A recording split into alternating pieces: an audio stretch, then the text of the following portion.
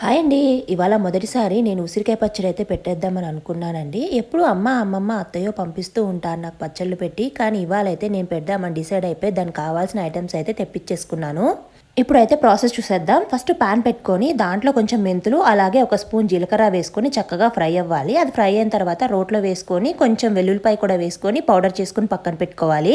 తర్వాత శుభ్రంగా కడిగి పెట్టుకున్న ఉసిరికాయలను అయితే ఆయిల్లో వేసుకుని ఫ్రై చేసుకుని పక్కన పెట్టేసుకొని దాంట్లో కొంచెం కారం అలాగే ఉప్పు సరిపడా ఉప్పు వేసుకొని కలుపుకొని పక్కన పెట్టుకోవాలి. తర్వాత సేమ్ ప్యాన్లో కొంచెం ఆయిల్ హీట్ ఎక్కిన తర్వాత కరివేపాకు, ఆవాలు అలాగే ఎండుమిర్చి వేసుకొని ఫ్రై అయిన తర్వాత ఇందాక మనం మెతుకున్నాం కదా ఆ పౌడర్ని చల్లారిన తర్వాత కలుపుకోవాలి, లేకపోతే చేదొచ్చేస్తుంది. తర్వాత మనం పక్కన పెట్టుకున్న ఉసిరికాయలు వేసుకొని కలిపేసుకుంటే ఈజీగా 1 month స్టోర్ ఉండే పచ్చడి అయితే రెడీ అయిపోయింది. పచ్చడి అయిపోయాక ఆ మూగిట్లో ఆఖరికి ఆ ముద్ద ఒక ముద్ద అయినా కలుపుకొని తింటేనే కదా దాని టేస్ట్. నేను ఫస్ట్ ముద్ద అయితే మా హస్బెండ్ పెడుతున్నాను, చాలా బాగా నచ్చిందంట. మీరు కూడా ట్రై చేసి ఎలాగుందో నా కామెంట్ సెక్షన్లో షేర్ చేయండి. ఈ వీడియో నచ్చితే please subscribe to my channel. Thank you.